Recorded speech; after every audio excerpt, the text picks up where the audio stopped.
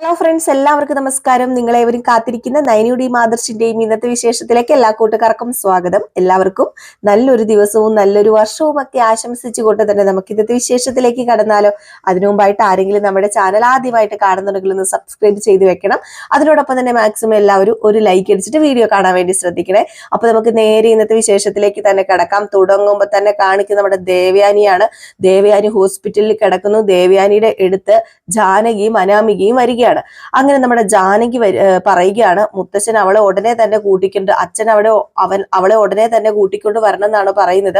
അവൾ അവിടെ നിന്നാൽ ശരിയാവില്ല, അവള് ഇവിടെയാണ് നിൽക്കേണ്ടത് എന്ന് പറഞ്ഞ് അവളെ കൂട്ടിക്കൊണ്ട് വരാൻ വേണ്ടിയൊക്കെ ഇരിക്കുകയാണ് എന്ന് പറഞ്ഞപ്പോഴത്തേക്കും നമ്മുടെ അനാമിക പറഞ്ഞു, അതെങ്ങനെ കൂട്ടിക്കൊണ്ട് വരാതിരിക്കും, അവൾ എല്ലാവരെയും കയ്യിലെടുത്ത് വെച്ചിരിക്കുകയല്ലേ വല്യമ്മേ.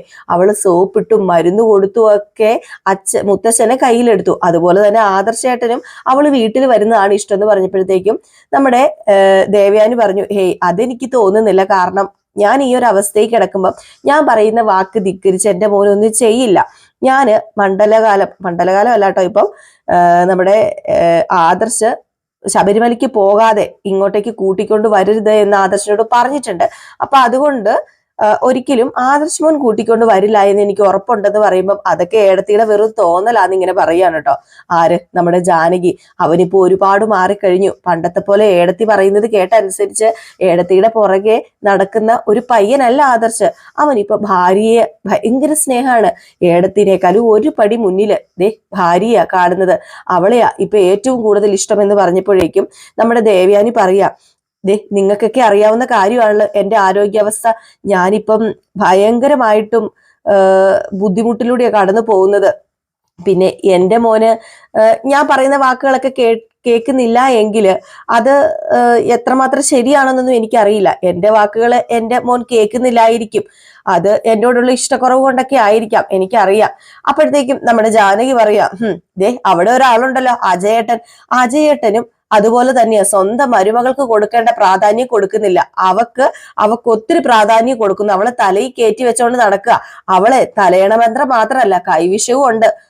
അവളായിരുന്നല്ലോ നമ്മുടെ വീട്ടിലെ പ്രധാന പാചകക്കാരി. അവള് കറികളിൽ ചേരുവകൾ ചേർക്കുന്ന സമയത്ത് കൈവശവും കൂടെ ചേർത്താ കൊടുത്തോണ്ടിരുന്നത്. അല്ലെങ്കിൽ പിന്നെ അവളെ എല്ലാവരും ഇങ്ങനെ ഇഷ്ടപ്പെടുവോ? അങ്ങനെയൊന്നും പറയണ്ട ജാനകി. അങ്ങനെയാണെങ്കിൽ അവൾ ഉണ്ടാക്കുന്ന ഭക്ഷണമല്ലേ നമ്മളും കഴിക്കുന്നത്. എന്നിട്ട് നമ്മൾ അവളെ സ്നേഹിക്കുന്നുണ്ടോ? ഇല്ലല്ലോ. നമ്മൾ അവളെ വെറുക്കുമല്ലേ ചെയ്യുന്നത്. ഇതിപ്പം വേറെ എന്തൊക്കെയാ തന്നെയാ. അതൊക്കെ പോട്ടെ, അതൊന്നും സാരമില്ല. എനിക്ക് കരള് തന്ന പെൺകുട്ടിയെ നിങ്ങൾ കണ്ടായിരുന്നോ? ഇല്ല എടുത്തി, ഒന്ന് കാണണം എന്നൊക്കെ ഉണ്ടായിരുന്നു. പക്ഷെ നയനയും അവളുടെ അമ്മയും ഒക്കെ ഇവിടെ ഉണ്ടായിരുന്നത് കൊണ്ട് ഞങ്ങൾ അധികം ഇങ്ങോട്ടേക്ക് വന്നില്ലല്ലോ. അതും കൊണ്ട് കാണാൻ പറ്റിയില്ല. ഏത് പെൺകുട്ടിയാണെന്ന് അറിയാനും പറ്റിയില്ല. ആ കുട്ടി പോകുന്നതിന് മുമ്പ് എന്നെ കൊണ്ടുവന്നൊന്ന് കാണിക്കണമെന്ന് ഞാൻ പറഞ്ഞതാ. എന്നെ കൊണ്ട് കാണിച്ചുമില്ല. ഇൻഫെക്ഷൻ ഉണ്ടാവും എന്നൊക്കെ പറഞ്ഞ ഇങ്ങോട്ടേക്ക് കൊണ്ടുവരാതിരുന്നത്. ആ കുട്ടിയുടെ വീട്ടുകാരെയും ഒക്കെ കാണണമെന്ന് ഞാൻ ഒരുപാട് ആഗ്രഹിച്ചതാ.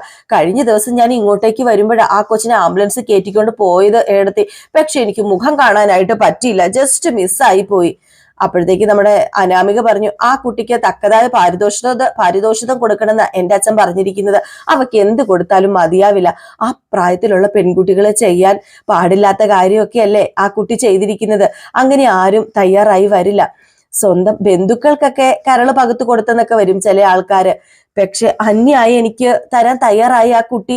എത്ര നല്ല മനസ്സുള്ള കുട്ടിയാണ്. നമ്മൾ അവളെ പോലെ ഉള്ളവരെ അല്ലേ സ്നേഹിക്കേണ്ട ജാനകി. അല്ലാതെ കുടുംബത്തിലുള്ളവരെ തള്ളി പറയുകയും പരസ്പരം അകറ്റുകയും ചെയ്യുന്ന നയനെ പോലെ ഉള്ളവരെ അല്ല നമ്മൾ സ്നേഹിക്കേണ്ടത്. ഇത് കേട്ടപ്പോഴത്തേക്കും നമ്മുടെ അനാമികയ്ക്ക് ഭയങ്കര സന്തോഷമാവുകയാണ് കേട്ടോ. അപ്പോഴത്തേക്കും നമ്മുടെ ദേവയാനി പറഞ്ഞു, മോളെ അനാമിക നീ വിഷമിക്കണ്ട കേട്ടോ. ഉടനെ നയനെ ആദർശ് കൂട്ടിക്കൊണ്ട് അങ്ങോട്ടേക്ക് വരില്ല. അതിനുള്ള കാര്യങ്ങളൊക്കെ ഞാൻ ചെയ്യുന്നുണ്ട്. അങ്ങനെ എന്തെങ്കിലും ഒരു തീരുമാനം അവൻ എടുത്തിട്ടുണ്ടെങ്കിൽ അതിന് ഞാൻ തടയിട്ടോളാം. അത് ഞാൻ ഏറ്റു. മോള് സങ്കടപ്പെടുവൊന്നും വേണ്ട കേട്ടോ. മോള് സന്തോഷമായിട്ടിരിക്കുക. മോള ആ കുടുംബത്തിലെ ഏക മരുമകളും ഞങ്ങളുടെയൊക്കെ പൊന്നാര മകളും. നിനക്കുള്ള സ്ഥാനം ഒരിക്കലും വേറെ ആർക്കും അവിടെ ഞങ്ങൾ കൊടുക്കാൻ പോകുന്നില്ല എന്നൊക്കെ ഇങ്ങനെ പറയാണ് കേട്ടോ. ഇതിനുശേഷം കാണിക്കുന്നത് വീണ്ടും നമ്മുടെ ആനന്ദമൂർത്തിനെയാണ്. അപ്പൊ മൂർത്തി ഇങ്ങനെ കിടക്കാണ് കേട്ടോ. മുത്തച്ഛൻ ഇങ്ങനെ കിടക്കാണ്. അപ്പോഴത്തേക്ക് നമ്മുടെ വസന്തര അങ്ങോട്ട് ചായയൊക്കെ ആയിട്ട് ചെല്ലാണ്. അപ്പോഴത്തേക്ക് മൂർത്തി പറഞ്ഞു, രാവിലെ കോലം വരയ്ക്കുന്നു, പിന്നീട് ഫുഡ് ഉണ്ടാക്കി തരുന്നു, എനിക്ക് മരുന്നുകൾ എടുത്തു തരുന്നു നയനമോള്. അവളില്ലാത്ത വീടേ ഉറങ്ങിയ വീടാ വസന്തരെ. ഏതു നേരം മോളെ കുറിച്ചാ ചിന്ത. ഇത് മാത്രമേ ഉള്ളൂ. ഹോസ്പിറ്റലിൽ കിടക്കുന്ന മരുമോളെ കുറിച്ചൊന്നും പറയുന്നില്ലല്ലോ താന്. താനെന്നല്ല അദ്ദേഹം എന്നിങ്ങനെ പറഞ്ഞു. അപ്പോഴത്തേക്കും നമ്മുടെ മൂർത്തി പറഞ്ഞു, ദേവയാനിയെ കുറിച്ച് പറയാൻ പണ്ട് ഒരുപാട് കാര്യങ്ങളുണ്ടായിരുന്നു. പക്ഷെ ഇപ്പം അവളുടെ ഭാഗത്ത് ഒരു കാര്യവും പറയാനുള്ളതില്ല. അവള് നമുക്ക് വേണ്ടി ആത്മാർത്ഥമായിട്ട് പ്രാർത്ഥിച്ചാ മതി. പിന്നെ അവളുടെ മനസ്സ് ശരിയാകാനും ഒന്ന് പ്രാർത്ഥിക്കണം. അപ്പോഴത്തേക്കും മുത്തശ്ശി പറഞ്ഞു, ഹോസ്പിറ്റലിൽ വരെ പോകണമെന്നുണ്ട്, പക്ഷെ അവിടെ പോയി അവളെ കാണുമ്പോൾ അത് മനസ്സിന് ഭാരമായിട്ട് തോന്നും. അതുകൊണ്ടാണ് ഞാൻ പോകാത്തത്. അതുകൊണ്ടാ വസന്തരെ ഞാനും പോകാത്തത്. അസുഖം വന്നപ്പം ഞാൻ പ്രത്യേകിച്ച് പറഞ്ഞതല്ലേ തന്നെ ഒരു കാരണവശാലും ഹോസ്പിറ്റലിലേക്ക് കൊണ്ടുവരരുത് എന്ന്. അതിന് കാരണവും ഇതൊക്കെ തന്നെയാ. ഞാൻ അവിടെ കിടന്ന് ഒരുപാട് പാടുപെട്ട. ഇനിയിപ്പൊ നമുക്ക് വിദേശത്തൊക്കെ വേണമെങ്കിലും പോയി ചികിത്സിക്കാനുള്ള പണമൊക്കെ ഉണ്ട്. പക്ഷെ ഒരിക്കൽ പോലും ഞാൻ അതിന് മെനക്കെട്ടിട്ടില്ലെന്ന് തനിക്ക് അറിയാലോടോ. ഹോസ്പിറ്റലിൽ പോയേ നിവർത്തിയുള്ളൂ എന്ന് കട്ട വരുമ്പോൾ മാത്രമാണ് ഞാൻ ഇവിടെ അടുത്തുള്ള ഹോസ്പിറ്റലിലൊക്കെ പോകുന്നത്. ഞാനും അങ്ങനെ തന്നെയാണല്ലോ. പ്രസവ സമയത്താ ഹോസ്പിറ്റലിൽ ഒരുപാട് സമയം കിടന്നിട്ടുള്ളത്. പിന്നെ ദൈവം സഹായിച്ച് അങ്ങനെ കിടക്കേണ്ടി വന്നിട്ടില്ല. ഇനി അങ്ങനെ കിടക്കാതിരുന്നാ മതിയായിരുന്നു. അല്ല, തന്നോട് ഞാൻ ഒരു കാര്യം പറയണമെന്ന് ഓർത്താ. നമുക്ക് ഗോവിന്ദന്റെ വീട് വരെ പോയാലോ? കുറെ നാളായില്ലേ അവളെ നമ്മൾ കണ്ടിട്ട്, നമ്മുടെ നയനമോളെ. പിന്നെ ആദർശ് പുതിയൊരു വീട് അവൾക്ക് എടുത്തു കൊടുത്തിട്ടില്ലേ, അത് നമുക്കൊന്ന് കാണാം. ഇത് ഞാൻ അങ്ങോട്ടേക്ക് പറയാനിരിക്കുമായിരുന്നു. എങ്കിൽ പിന്നെ വെച്ച് താമസിക്കണ്ട, താൻ പെട്ടെന്ന് റെഡിയാകടോ. അമ്മായിയമ്മയ്ക്ക് മരുമോളെ ഇഷ്ടമല്ലെങ്കിലും അവക്ക് രക്തം കൊടുത്തത് നയനമോളാണല്ലോ. ആ മോളോടാണ് ആദർശം മലയ്ക്ക് പോയിട്ട് വരുന്നത് വരെ ഈ വീട്ടിൽ നിൽക്കേണ്ടെന്ന് ദേവയാനി പറഞ്ഞിരിക്കുന്നത്. ഇവിടത്തെ മറ്റു രണ്ടു മരുമക്കൾക്കും ഭർത്താക്കന്മാര് മലയ്ക്ക് പോകുന്നെന്ന് ഒരു ചിന്തയും ഇല്ല. അബി പിന്നെ മാല ഇട്ടത് കൊണ്ട് തെറ്റ് ചെയ്യാൻ മടിയില്ലാത്തവനാണല്ലോ. പക്ഷെ അനിയുടെ കാര്യം അങ്ങനെയല്ല. എല്ലാം അറിഞ്ഞിട്ടും അനി ഒരു സ്വാമിയാണെന്ന് ഓർക്കാതെ പലപ്പോഴും അവനെ ചൊടിപ്പിച്ചുകൊണ്ടിരിക്കുക അനാമിക പുതിയ മരുമകള്. വീട്ടിനകത്തുള്ളവരെ ചൂണ്ടുവിരൽ കൊണ്ട് നിയന്ത്രിച്ച കാലം ഉണ്ടായിരുന്നടോ. പക്ഷെ ആ വിരലിന് വിറയൽ ബാധിച്ചു കഴിഞ്ഞിട്ടുണ്ടെങ്കിൽ പിന്നെ മക്കളെയും കൊച്ചുമക്കളെയും ഒക്കെ നിയന്ത്രിക്കുന്നതിന് ഒരർത്ഥവുമില്ലടോ. പിന്നെ നമ്മള് നിയന്ത്രിക്കാൻ പോയാ അവര് അതൊന്നും കേട്ട് അനുസരിക്കാനും പോകുന്നില്ല. ആ ഒരു സമയത്ത് നമ്മള് തല താഴ്ത്തി നിന്ന് എല്ലാം കേട്ട് മൈൻഡ് ചെയ്ത് നടക്കുന്നത് നല്ലത്. തനിക്കറിയാലോ, എൻ്റെ അച്ഛനും മുത്തശ്ശനും ഒക്കെ മരിക്കുന്നത് വരെ തല ഉയർത്തിപ്പിടിച്ച് ജീവിക്കാൻ വേണ്ടി എല്ലാം ചെയ്തിരുന്നു. പക്ഷെ തലമുറകൾ മാത്രം ഇപ്പൊ അതിനെ അംഗീകരിക്കുന്നില്ല. പ്രത്യേകിച്ച് വീട്ടിലെ സ്ത്രീകള്. ഞാന് അങ്ങനെ ആകണമെന്ന് ഒരുപാട് ആഗ്രഹിക്കുന്നുണ്ട്. പക്ഷെ അതൊന്നും നടക്കുന്നില്ലടോ. എന്നാ പിന്നെ നമുക്ക് ഇറങ്ങിയാലോ? ഇനിയിപ്പോ സംസാരിച്ച് സമയം കളയണോ? വാ നമുക്ക് ഇറങ്ങാം. തനിക്ക് നയനയെ കാണാൻ തിടുക്കായല്ലേ? പിന്നെ തിടുക്കായോന്നോ? നയനമോളെ കണ്ടിട്ട് എത്ര നാളായി എന്നൊക്കെ ഇങ്ങനെ പറയാണ് കേട്ടോ. ഇതേ സമയം വീണ്ടും കാണിക്കും നമ്മുടെ ദേവയാനിനെയും അനാമികേനെയാണ് കേട്ടോ. അങ്ങനെ ദേവയാനിക്ക് അനാമിക ഇങ്ങനെ കഞ്ഞിയൊക്കെ കോരി കൊടുത്തോണ്ടിരിക്കുകയാണ്. ഇത് കണ്ടിട്ടാണെങ്കിൽ ജാനകിക്ക് ഭയങ്കര സന്തോഷം. അപ്പൊ ഇടയ്ക്ക് നമ്മുടെ ദേവയാനി പറയും, മതി മോളെ, ഇത് മതി, എനിക്ക് ഇനി വേണ്ട. വല്യമ്മ അങ്ങനെ പറയില്ലേ, കുറച്ചുകൂടെ കുടിച്ചേ, ആരോഗ്യം നമുക്ക് വീണ്ടെടുക്കണ്ടേ. ആഹാരം കഴിച്ചാലേ ആരോഗ്യം ഉണ്ടാകത്തുള്ളൂ, മരുന്നൊക്കെ കഴിക്കുന്നതല്ലേ എന്നൊക്കെ പറഞ്ഞിട്ട് വീണ്ടും കഞ്ഞി ഇങ്ങനെ കോരി കോരി കൊടുക്കുകയാണ് കേട്ടോ. അതിനിടയില് നമ്മുടെ അനാമിക മനസ്സില്, ഇതിന്റെ ഇടയില് എന്റെ ദൈവമേ, എച്ചില് വരെ തുടയ്ക്കേണ്ട ഒരു അവസ്ഥയാണല്ലോ എനിക്ക് ഉണ്ടായത്. അല്ല മതിയോ? വാ കഴിക്കണോ അമ്മേ? ഹേയ് വേണ്ട വേണ്ട, വാ കഴിക്കണ്ട. ഞാന് ഇപ്പം കഞ്ഞി കുടിച്ചതല്ലേ ഉള്ളൂ, അതിനിപ്പോ വാ കഴിക്കേണ്ട ആവശ്യമുണ്ടോ? അല്ല മോള് സത്യം പറഞ്ഞാൽ ഇവിടെ നിൽക്കുന്ന എനിക്കൊരു ആശ്വാസം മോളെ. മോള് പോകാതെ ഇവിടെ നിൽക്കുന്നതായിരുന്നു നല്ലത്. അപ്പോഴത്തേക്ക് നമ്മുടെ ജാനകി പറഞ്ഞു, അത് പിന്നെ മോളെ ഏടത്തിയുടെ മനസ്സ് നോവിക്കുന്ന രീതിയിൽ ഒന്നും സംസാരിക്കാറില്ലല്ലോ, അതുകൊണ്ടാ മോള് ഇവിടെ നിൽക്കണം എന്ന് ഏടത്തി പറയുന്നത്. ഏതായാലും ആദർശേട്ടൻ വന്നല്ലോ, അതുകൊണ്ട് ഞങ്ങൾ ഇനി പോകുക വല്യമ്മേ. വീട്ടിൽ പോയിട്ട് അനിയായിട്ട് വഴക്കൊന്നും കൂടരുത് കേട്ടോ മോള്. പരമാവധി അഡ്ജസ്റ്റ് ചെയ്ത് ജീവിക്കണം. പരമാവധി അനിയുടെ ഇഷ്ടങ്ങള് സാധിച്ചു കൊടുക്കണം. അതാ വല്യമ്മേ ബുദ്ധിമുട്ട്. എങ്കിലും ഞാൻ ശ്രമിച്ചു നോക്കാം. വല്യമ്മേ ഞാൻ പോവുക ഉമ്മ എന്നും പറഞ്ഞ് നെറ്റിയിൽ ഒരു ഉമ്മയൊക്കെ കൊടുത്ത്, കള്ള ഉമ്മയാണ് കേട്ടോ, ഉമ്മയൊക്കെ കൊടുത്തിട്ട് നമ്മുടെ അനാമിക അവിടുന്ന് പോകാൻ വേണ്ടി തുടങ്ങുകയാണ്. നമ്മുടെ ആദർശ് ഇത് കണ്ടോണ്ടിരിക്കുകയാണ് കേട്ടോ. അപ്പൊ ആദർശാണെങ്കിൽ ഇത് കണ്ടിട്ട് മനസ്സിലാകുന്നുണ്ട് ഇതൊക്കെ വെറും കള്ളത്തരമാണെന്ന്. അപ്പൊ ഇതിനിടയിൽ അനാമിക മനസ്സിൽ ഇങ്ങനെ വിചാരിക്കുക, ഇനിയിപ്പൊ ഞാൻ എന്തൊക്കെ ചെയ്തു കൊടുക്കേണ്ടി വരും. വീട്ടിലേക്ക് എഴുതള്ളി വന്നു കഴിഞ്ഞിട്ടുണ്ടെങ്കിൽ എല്ലാ കാര്യങ്ങളും ഇനിയിപ്പൊ എന്നോട് ചെയ്യാൻ പറയോ ഈ തള്ള എന്നിങ്ങനെ മനസ്സിൽ ഇങ്ങനെ വിചാരിച്ചിട്ടാണ് അങ്ങ് പോകുന്നത്. അപ്പൊ ജാനകി ഞാൻ പോവാന്ന് പറഞ്ഞുകൊണ്ട് അങ്ങ് പോകും. അപ്പൊ ആദർശ് അവിടെ ഉണ്ടല്ലോ. ആദർശ് അവിടെ വന്നപ്പോഴത്തേക്കും നമ്മുടെ ദേവയാനി പറഞ്ഞു, അതെ കണ്ടില്ലേ അനാമിക മോളെ, എത്ര നല്ല കുട്ടിയാണെന്ന് നോക്കിയേ. അതൊക്കെ പോട്ടെ, അല്ല എനിക്ക് കരള് തന്നെ ആ ഒരു കുട്ടിയുടെ വീട്ടിൽ നീ പോയിരുന്നോ? പോയിരുന്നു ഞാന്. അതെ, ആ കുട്ടീനെ എനിക്ക് ഉടനെ കാണാൻ പറ്റുന്നില്ലെങ്കിലും അതിന്റെ ഹസ്ബൻഡിനെങ്കിലും എന്നെ ഒന്ന് കൊണ്ടുവന്ന് കാണിക്കോ? അയ്യോ അത് പിന്നെ അമ്മേ, അവര് സ്ഥലത്തില്ല. പണവുമായിട്ട് ഒന്നും മേടിക്കുന്നില്ല. പെൺകുട്ടികൾക്ക് ഏറെ പ്രിയപ്പെട്ടതാ സ്വർണം. എങ്കിൽ പിന്നെ കുറച്ച് സ്വർണം അതിന് കൊടുത്തൂടെ? അതൊക്കെ ഞാൻ ചോദിച്ചതാ. അതൊന്നും അവർക്ക് വേണ്ടെന്ന് അവര് പറയുന്നത്. ഞാന് ഒരുപാട് നിർബന്ധിച്ചതാ. അതുകൊണ്ടാ ഞാൻ പറയുന്നത്. നിന്റെ ഭാര്യയൊക്കെ ആ കൊച്ചിനെ കണ്ടു പഠിക്കണമെന്ന്. അതുപോലെ നല്ലൊരു പെൺകുട്ടി അതുപോലെ ഒരു മരുമകളായിരുന്നു കയറി വരേണ്ടത് എന്റെ വീട്ടില് എന്നിങ്ങനെ പറഞ്ഞു. അപ്പോഴത്തേക്കും നമ്മുടെ ആദർശം മൈൻഡ് ചെയ്യാതെ നിൽക്കുകയാണ് കേട്ടോ. അപ്പൊ മൈൻഡ് ചെയ്യാതെ നിൽക്കുന്നത് കൊണ്ട് തന്നെ ദേവയാനി പറയുന്നുണ്ട്, നിനക്ക് ഞാൻ പറയുന്നൊന്നും ഇഷ്ടപ്പെടുന്നില്ലെന്ന് എനിക്കറിയാം. അതെ, ഞാനൊരു കാര്യം പറയട്ടെ ആദർശെ, നമ്മള് എല്ലാവരെയും മനസ്സറിഞ്ഞ് സ്നേഹിച്ച് നമ്മുടെ അരികിൽ നിർത്താൻ നോക്കണം. അതെ, അങ്ങനെ സ്നേഹിച്ച് ഞാൻ അരികിൽ നിർത്താൻ നോക്കുന്നുണ്ടല്ലോ. ഞാന് നയനെ കുറിച്ചല്ല പറഞ്ഞത്. നീ നിന്റെ ഭാര്യനെ അരികിൽ നിർത്തരുത്. അവക്ക് ആത്മാർത്ഥതയോ സ്നേഹമോ ഒന്നുമില്ല. അപ്പോഴത്തേക്കും നമ്മുടെ ആദർശ് മുഖം അങ്ങോട്ടും മങ്ങിയിട്ടോ. അപ്പൊ ആദർശ് അങ്ങ് മൈൻഡ് ചെയ്യാതെ നിന്നപ്പോഴത്തേക്കും, എന്തു പറ്റി മോനെ നീ മൈൻഡ് ചെയ്യാത്തത്? നിനക്ക് എന്താ അവളെ കുറിച്ച് പറഞ്ഞപ്പോഴത്തേക്കും നൊന്തോ? എനിക്ക് അവളെ കുറിച്ച് പറഞ്ഞപ്പോ നൊന്തോ ഇല്ലയോ എന്നൊന്നും അമ്മ അറിയേണ്ട കാര്യമില്ല. പക്ഷെ എനിക്കൊരു കാര്യം പറയാനുണ്ട്. ഇപ്പൊ അമ്മ ഇതൊന്നും ചിന്തിക്കേണ്ട സമയമല്ല. അമ്മയുടെ കാര്യത്തിൽ ഇപ്പൊ സംഭവിച്ചിരിക്കുന്നത് എന്താണെന്ന് അമ്മയ്ക്ക് അറിയാലോ. അതൊക്കെ അറിഞ്ഞിട്ട് അമ്മ വേറൊന്നും ചിന്തിക്കാതെ നല്ല രീതിയിൽ തന്നെ മുന്നോട്ടേക്ക് പോകാൻ നോക്ക്. പിന്നെ നയനെ കുറിച്ച് അമ്മ ചിന്തിക്കുന്നതിൽ 99% തെറ്റായ കാര്യമാ. ആ കൊച്ചൻ ജാനകി ഇവിടെ നിന്നപ്പം എനിക്കൊരു മനസമാധാനം ഉണ്ടായിരുന്നു. അത് തല്ലിക്കെടുത്താനായിട്ടാണോ മോനെ നീ വന്നിരിക്കുന്നത്? നീ അതാണോ ഇപ്പം വന്ന് ഇങ്ങനെയൊക്കെ എന്നോട് സംസാരിക്കുന്നത്? എനിക്ക് അവളെ കുറിച്ച് കേൾക്കുന്നതോ അവളെ കുറിച്ച് സംസാരിക്കുന്നതോ ഇഷ്ടമല്ല. എന്തിനാണ് വാനോളം പുകഴ്ത്താൻ വേണ്ടി നീ ഇങ്ങോട്ടേക്ക് കയറി വരുന്നത്? ഇതിലും ഭേദം നീ ഇവിടെ വരാതിരിക്കുന്നത് തന്നെയാ നല്ലത് എന്നിങ്ങനെ പറഞ്ഞു. അപ്പോഴത്തേക്ക് നമ്മുടെ ആദർശം ഇറങ്ങിപ്പോയിട്ടോ. ആദർശിന് മനസ്സിലായി നമ്മുടെ ദേവയാനിനെ അങ്ങനെ മാറ്റാനൊന്നും പറ്റത്തില്ല. പിന്നെ കാണിക്കുന്നത് നമ്മുടെ ജയനെയാണ്. അപ്പൊ ജയൻ ആദർശിനോട് പറയും, ഇപ്പൊ ഏത് സമയത്തും ആ പെൺകുട്ടീനെ കുറിച്ചാണ് അവള് സംസാരിച്ചുകൊണ്ടിരിക്കുന്നത്, കരള് തന്ന പെൺകുട്ടീനെ കുറിച്ച്. അല്ല, അവളെയും അവളുടെ ഭർത്താവിനെയും കാണുന്ന വാശി പിടിക്കുകയാണെങ്കിൽ നമുക്ക് കാണിച്ചു കൊടുത്തൂടെ? അച്ഛൻ എന്തൊക്കെയാ അച്ഛ ഈ പറയുന്നത്? അങ്ങനെ കാണിച്ചു കൊടുക്കാൻ പറ്റുമോ? അല്ല മോനെ, കുറച്ചു ദിവസം കഴിയുമ്പം അമ്മയുടെ അസുഖമൊക്കെ മാറൂലോ. ആ സമയത്ത് നിക്കക്കള്ളി ഇല്ലാതെ വന്നു കഴിഞ്ഞാൽ നമുക്ക് സത്യം പറയാലോ. സത്യം പറയാതെ എങ്ങനെയാ മോനെ? ഏയ് അതൊന്നും വേണ്ട, അതിന്റെ കാര്യമൊന്നുമില്ല. പിന്നെ കള്ളം പറഞ്ഞതിന്റെ പേരിലായിരിക്കും വീട്ടിൽ വഴക്ക്. എന്തെങ്കിലും ഒരു കാരണം കിട്ടാൻ നോക്കിയിരിക്കുക. എന്തായാലും നിന്റെ അമ്മ മരുമകളെ വാനോണം പുകഴ്ത്തുന്നുണ്ട്. എപ്പം? അല്ല, കരള് പകത്ത് കൊടുത്ത പെൺകുട്ടി ദൈവത്തിന്റെ കുഞ്ഞാണെന്നും മരുമക്കളായിട്ട് വരുന്നവർ അവളെ പോലെ വരണം എന്നൊക്കെ പറയുന്നുണ്ടല്ലോ. അപ്പൊ പിന്നെ സ്വന്തം മരുമകളെ തന്നെയാണല്ലോ പറയുന്നത്, നയനെ കുറിച്ചാണല്ലോ പറയുന്നത്.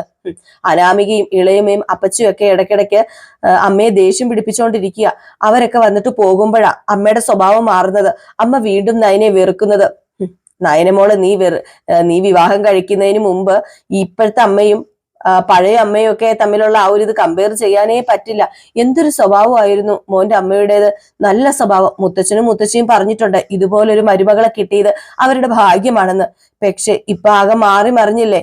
ഇപ്പം സത്യം പറഞ്ഞു കഴിഞ്ഞാല് നയനെ വെറുക്കുന്നത് കൊണ്ട് അവളുടെ സ്വഭാവം ആകെ പാടെ മാറിക്കഴിഞ്ഞു. പിന്നെ ഇടയ്ക്കിടയ്ക്ക് അവള് പറയുമായിരുന്നു, മരുമകളായി വരുന്ന മകളായി സ്നേഹിക്കണമെന്ന്, നിങ്ങൾക്കുണ്ടാവുന്ന കുഞ്ഞിനെ താലോലിക്കണമെന്നും ഒക്കെ. പക്ഷെ അവള് പ്രതീക്ഷിച്ച മരുമകളെ അല്ലല്ലോ അവക്ക് കിട്ടിയിരിക്കുന്നത്. ചിലപ്പോ അതുകൊണ്ടൊക്കെ ആയിരിക്കാം.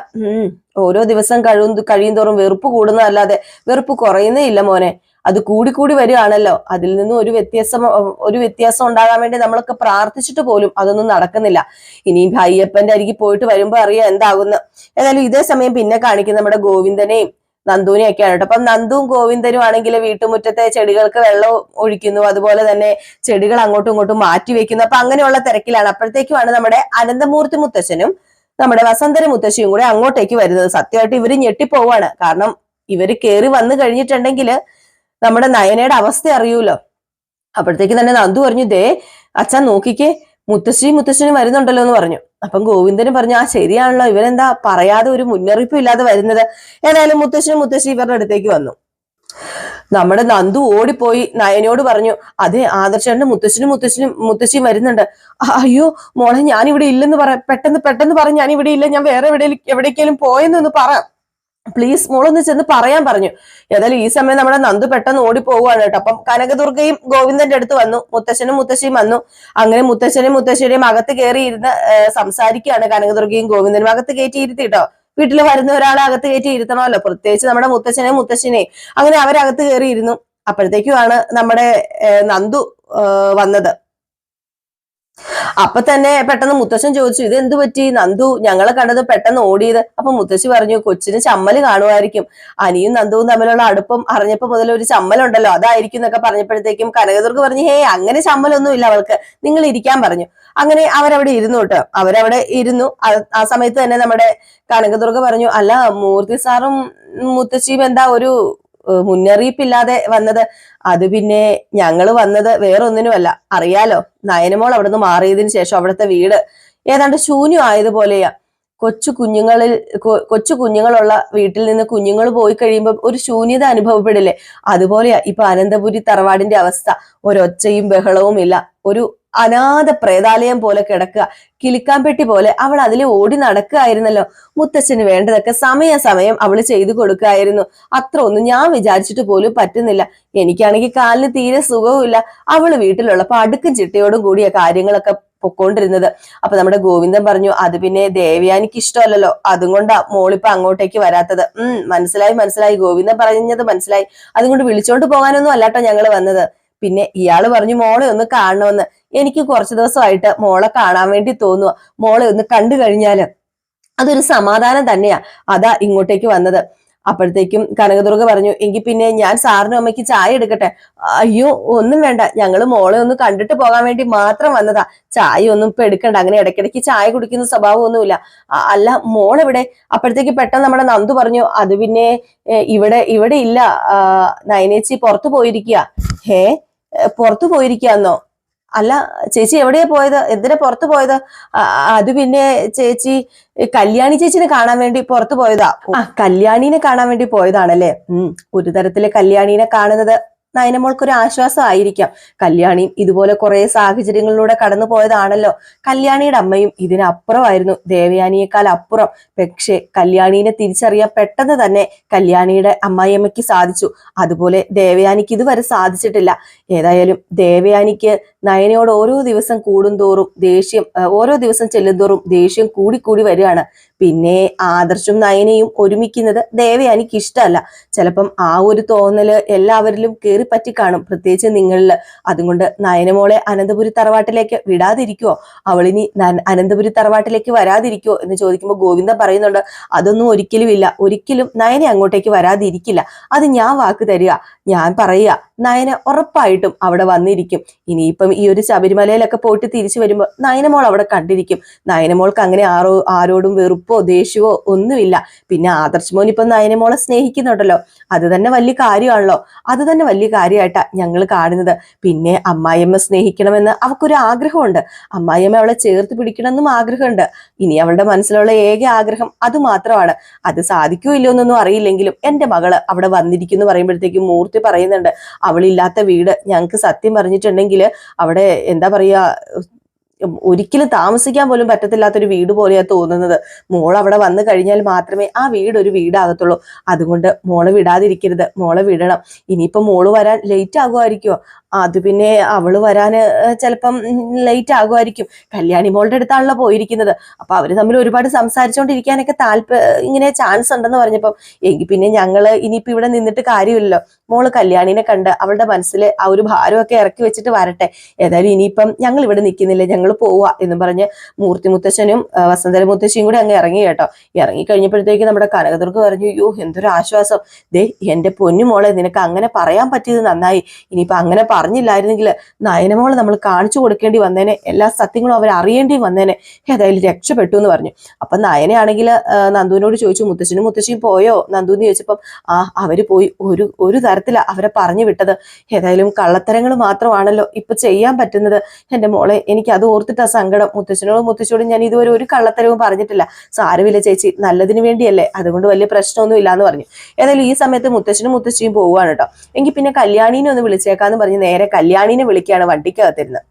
അങ്ങനെ മുത്തശ്ശൻ എന്ത് ചെയ്തു, നമ്മുടെ കല്യാണീനെ വിളിച്ചു. കല്യാണി ഫോൺ എടുത്തിട്ട്, എന്താ ഇങ്ങോട്ടേക്ക് വിളിച്ചത്? ഒത്തിരി നാളായാലോ വിളിച്ചിട്ട്. മൂർത്തി മുത്തശ്ശൻ എന്തുണ്ട് വിശേഷം? സുഖമാണോ? അസുഖമൊക്കെ എങ്ങനെയുണ്ട്? കുറവുണ്ടോ? എന്തിയെ എല്ലാവരും സുഖമായിട്ടിരിക്കുന്നോ എന്നൊക്കെ ചോദിച്ചപ്പോഴത്തേക്കും, ഞങ്ങൾ ഇവിടെ എല്ലാവരും സുഖമായിട്ടിരിക്കുന്നു. പിന്നെ അറിയാലോ ഇവിടുത്തെ മരുമകളുടെ കാര്യം, ദേവയാനിയുടെ കാര്യം. ഞാൻ അമ്മയുടെ കാര്യം അറിഞ്ഞായിരുന്നു. എന്നോട് നയന പറഞ്ഞായിരുന്നു. എല്ലാം ഭേദമാകും, എല്ലാം ശരിയാകും. മുത്തശ്ശൻ സമാധാനമായിട്ട് ഇരിക്കുക. എപ്പോഴും ഒരുപോലെ ആരും പോവില്ലല്ലോ. അതിനിടയിൽ സങ്കടങ്ങളും ദുഃഖങ്ങളും ഒക്കെ ഉണ്ടാവുമല്ലോ. അല്ല മോളെ, മോക്ക് അവിടെ സുഖമാണല്ലോ അല്ലെ? പ്രകാശനും മോളുടെ മുത്തശ്ശിയും ഒക്കെ ഉണ്ടല്ലോ. മോളുടെ കാൽ ചോട്ടി വരുന്നൊരു ദിവസം ഉണ്ടാകും. മോൾ അതിനുവേണ്ടി കാത്തിരിക്കുക. പിന്നെ നയനമോൾ അവിടുന്ന് പുറപ്പെട്ടോ? മോളും വർത്താനം പറഞ്ഞോണ്ടിരിക്കുകയായിരിക്കും. നയനയോ? നയനയായി ഇങ്ങോട്ട് വന്നില്ലല്ലോ മുത്തച്ഛ എന്നിങ്ങനെ പറയാൻ കേട്ടോ. ഇത് കേട്ടത് നമ്മുടെ മുത്തച്ഛനൊന്ന് ഞെട്ടിപ്പോവാണ്. അപ്പൊ ആ ഒരു ഭാഗം കാണിച്ചിട്ടാണ് ഇന്നത്തെ വിശേഷം അവസാനിക്കുന്നത്. ഏതായാലും കാത്തിരുന്ന് തന്നെ കാണാം എന്തൊക്കെയാ സംഭവിക്കാൻ പോകുന്നത്. അപ്പൊ എല്ലാവരും കാത്തിരിക്കുക. എല്ലാവർക്കും വീണ്ടും നല്ലൊരു ദിവസം ആശംസിച്ചുകൊണ്ട് നിർത്തുന്നു. Tata, bye bye.